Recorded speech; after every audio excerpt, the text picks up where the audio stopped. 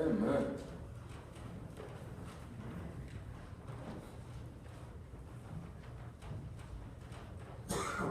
See, I have set before you today life and prosperity, and death and adversity.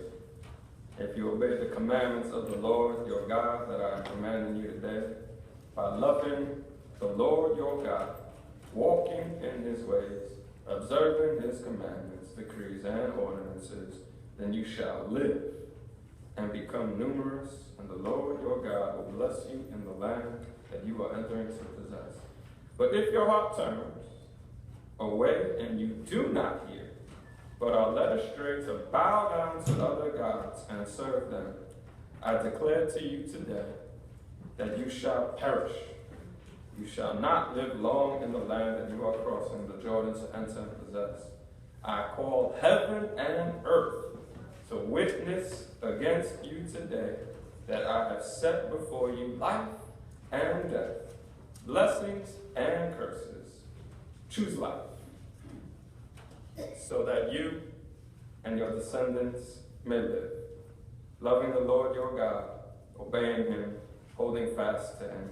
For that means life to you and length of days, so that you may live in the land that the Lord swore to your ancestors. Choose life, so that you may live. This was Moses' swan song, his farewell address. Right after he says this, he tells them, I'm going to die. I lived 120 years old. That is a long time to live, especially with a lot of grief that he went through. And he is telling the people his final words before he goes. He's telling the people his final words before they go into the promised land. He would not go with them. He tells them this. It's not for me to have the promised land. I will die. I will leave you behind. But you must hear my final words. And the final words someone says to you before they leave, whatever, not earth, but any type of leaving, whether it's moving or graduation or of a job, their final words to you are generally the ones that they want you to know are the most important. And here are the words that Moses finds as vital, as most important. And he says to them, today, on this day, you have a choice. Every time today is today, meaning every day, you have a choice. Life and death. Choose life. And he breaks it down. What's interesting about this is that Moses had a hard time with the Israelites. If you know anything, have learned anything about Exodus and Leviticus and Numbers, they're not just funny names in the Bible. Those books in the Bible are filled with stories where Moses' hair probably turns very gray. Right? He is trying his best with the Israelites, and they are a hard-headed, stubborn group of people, always quarreling. They get a blessing, and in 2 hours they complain about it. And in 3 hours they want more. Then they get a blessing again, and they complain about it. He was going nuts. A lot of times, at one point, when he was talking with the Lord on the mountain, the Lord says to him, I want to get rid of these people. I'm done with them. And Moses says, no, Lord. They're your people.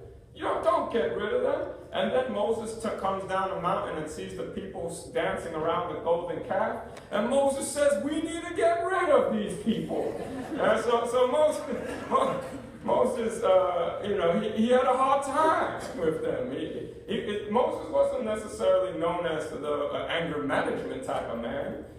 He had a temper, and that's clear throughout the scriptures. But he had a hard time with them. He had a nice, comfortable life with his father-in-law and his wonderful wife, having wonderful children, and probably having every Friday night family dinner where everyone comes around and just enjoys each time together. Moses had a comfortable life.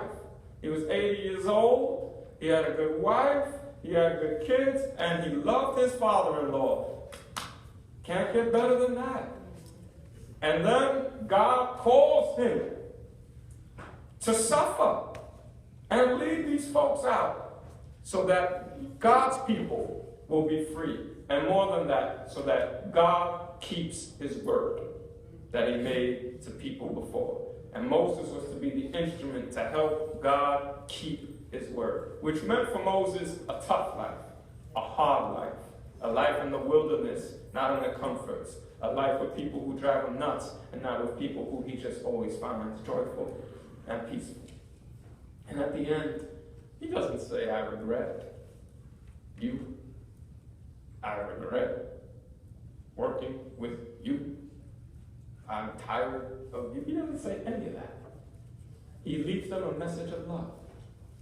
And the message of love is this: I'm not going to be around. And you're always going to have a choice.